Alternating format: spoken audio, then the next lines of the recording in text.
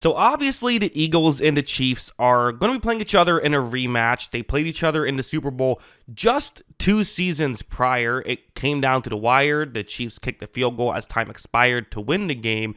And I figured I kind of wanted to go back and rewatch that Super Bowl and see if there are any takeaways that we can learn from. Maybe some things that will let us know how the Super Bowl upcoming could go, or maybe nothing, and maybe we'll just throw all this out. Well, we can get into it. Because what I'm going to do in this video is I'm simply going to focus on Jalen Hurts and the Eagles offense against the Chiefs defense. Maybe somewhere down the line I will do the other side of the ball. We got 2 weeks to discuss this. But the reason I want to do this side of the ball is because of how many similarities there still are with these teams. Obviously, there are differences. It's been multiple years, but maybe less differences than you would typically get in a situation like this. Like, for example, last year, there was a rematch with the 49ers and Chiefs, but the 49ers had a different defensive coordinator, different quarterback, ton of different players. The Chiefs didn't have Tyreek Hill anymore. There was a lot of differences there. But here, there's a lot of similarities. So, again, some differences, Saquon Barkley, all that. But let's just get into it. First, you see that the rushing attack, Jalen Hurts was actually their leading rusher and leading carrier by a good margin. He had 15 carries, 70 yards, and 3 touchdowns. Gainwell, Sanders, and Boston Scott, none of them were able to do too much. As for the passing, you also see really good numbers for Jalen Hurts, 300 yards and a touchdown, so he had 4 total touchdowns on the day. Devonta Smith had 100 yards. A.J. Brown, who I would actually say was their best receiver, despite 4 less yards from Smith, did also have a touchdown. We'll get in a little bit into why. Dallas Goedert had 60 yards as well. And that was kind of it. It really was the Jalen Hurts, Devonta Smith, A.J. Brown, and Dallas Goedert show. Although the offensive line also, is a factor. Couple of different players. No Jason Kelce in this game, obviously. But still really good offensive lines in both of these games. First, let's start off with this play. So early on, we saw Steve Spagnuolo drop back into zone, which what the Chiefs do now defensively is similar to what they did 2 years ago. Again, a couple of defensive back differences in the secondary, but what they would like to do is play man coverage. However, they will drop back and play zone, and honestly had some success with it. Watch, Hurts is going to take the snap. He could throw underneath if he wants to, but doesn't really want to on a play like this. He's going to start to scramble out, but again, it's zone coverage. If he tries to run past the line of scrimmage, there's going to be 7 players in coverage who are watching Hurts and will run up and make a tackle. Hurts ultimately decides it's for the best to just throw this one away, live to play another down, or I guess really punt the ball, but not screw anything up. Don't make the bad situation worse. That was a good play by Spagnuolo. When they tried to play more one-on-one situations, it didn't necessarily go as well. There was also this play where this is actually going to be zone coverage, and the corner is Trent McDuffie, who's going to be wearing number 21. He would later change his number to 22 the following season, but right now he's number 21 in this game. Hurts takes a snap, and even though it's zone coverage, kind of what you want to do here is because it's cover 3, if you have your receiver run deep towards the end zone, towards the sideline, the safety can't get over there. It's a one-on-one matchup. The issue is, Trent McDuffie's a pretty good corner. Again, he has a lot more experience as an outside corner now than he did in this game. But as you see, Brown's able to finagle his way over. There was some contact, but doesn't get called for it and gets into the end zone for a touchdown. Again, he's a tough guy to try and cover one-on-one. And the thing is, with Saquon Barkley, yes, the Chiefs ran the ball well, or Chiefs stopped the run last time. If they can't do it again, this means that you're going to have to leave one-on-ones for A.J. Brown, and he can beat you. Of course, even if you try and double him, there are other players who can make things work. This one, it's going to be Justin Reed going up one-on-one against Dallas Goedert. I don't know if this is the matchup they'll try this time, but it could be. I don't know. I have no idea. We can dive more into it in a future video, perhaps. But on this play, they put Justin Reed on Dallas Goedert on a 3rd down and 6. As you see, Hurts is going to take the snap. He looks down the field, fires down the field, and they're able to get that completion.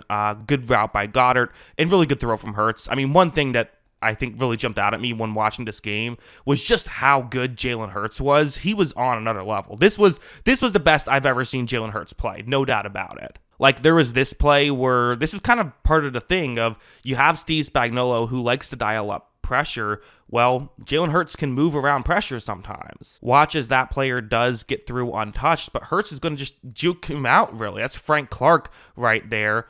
again, would like to see Frank Clark play this a little better, no denying it, and I do think the Chiefs have better edge rushers this year than they did 2 years ago.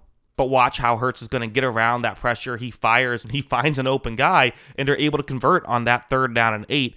There was some really nice plays from Hurts. He might have to do that again in this game, right? Because obviously the Eagles' offensive line blocks so well. You might see Spagnuolo try to rush the passer, send pressure to make things happen. I think it's possible. Now, of course, you can't have this where last time, if you remember, Hurts kind of just dropped the football, trying to transfer it from one hand to the other. Nick Bolton picked it up and recovered it for a touchdown. So, had he been able to make that work, okay, I still don't think they get the first down on a 3rd down and 6, but at the very least, you can punt the ball away or maybe go for it. Instead, they just spotted Kansas City's 7 points, so definitely can't let that happen again. But I brought up the Hurts rushing. Let's talk about it a little more. Again, I do wonder, I just find this interesting because Hurts was able to have success through the ground. I know yards per carry weren't crazy, but they were still pretty good.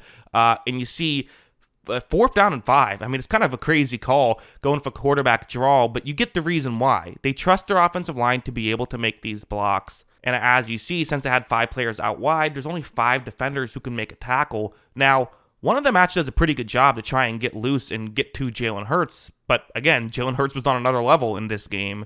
That contact is not going to be enough to bring him down. He is able to pick up, the first down and then some. You do wonder a little bit how much will the rushing, happen in this game. I think not just with Saquon Barkley. I think they will use Hurts as well. They know that they're a team that kind of relies on the ground game. They're going to make things happen. I want to go over to this play now because, I brought up that the Chiefs stopped the run well. How did they do it, though? That's the question. And really, it was their linebackers were beating the Eagles' running backs. That was really a key part of it because their linebackers, still very good. That was kind of the strength of this defense this year. You see right now, it's Nick Bolton and Leo Chenal. As you see, watch them get to the outside. They read this play so quickly, and it's really Nick Bolton who makes that play. They get the stop on 3rd and 1. Now, the Eagles pushed on the next play and still got the first down, but that's just a good example of what they were able to do. It's Saquon Barkley, right? It's a different animal. What's going to happen this time? Who can say? The Chiefs do have a tendency to stop the run really well in big games, but still, it's a different running attack than you're used to. Going over to this play, so this is a 3rd down and 2. The Chiefs have just taken the lead, because if you remember, Eagles had a 10-point lead, as seemingly every team does against the Chiefs in a big game. The stat is that in the 4 Super Bowls Mahomes has played in, they've trailed by 10 points in all 4 of them. Obviously came back and won 3 of them. They came back and took the lead here.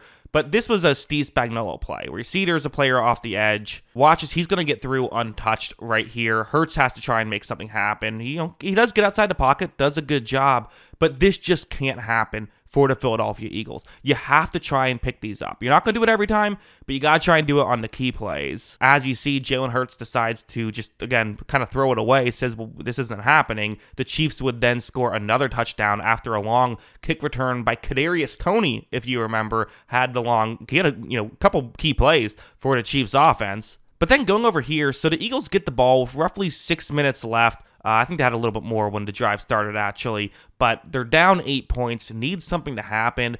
And this is the disadvantage of playing zone coverage. I talked about how it worked early on. The one disadvantage is if it's a single safety deep zone coverage, downfield passing could work. That's what the Eagles are going to try here. But in fact, when Hurts takes the snap, the Chiefs just blow this coverage. When Hurts throws this ball down the field, look at how open Devonta Smith is. It's just a blown coverage by Kansas City. Hurts honestly didn't even make his best throw of the game, but granted, he didn't know it was going to be wide open, right? So he's trying to make sure he makes a throw that could work. Smith is able to get both feet in bounds. They did score a touchdown. They did convert a 2-point conversion on a good Jalen Hurts rush. Unfortunately, with 5 minutes and 15 seconds left, they tied the game and then never got the ball again because you had Mahomes on the other side. But yeah, the Eagles offense played well. I do think it is interesting to go back and look at this. I think one of the biggest differences could be, is Jalen Hurts going to play that well again? That's the question. Are the Eagles going to rush the ball better when it's not Jalen Hurts rushing? Can that improve? And then can the Chiefs get big plays again? Because they were able to, in that game, get the defensive touchdown that was the only turnover in that game, but it was a huge play. Can the Chiefs do something like that again? To me, those are my biggest questions and how this could be different. But yeah, I don't know. A fun exercise to go back and look at this. How much does it matter? I don't know. But, we're leaving no stone unturned here when we do the previews. We're going to look at every little detail. I'll probably at some point make a video on the other side of the ball. We got 2 weeks to talk about this, but yeah, those are my thoughts on this stuff. What do you think? Let me know in the comments below. Always love hearing from you, and of course, as always, thanks for watching.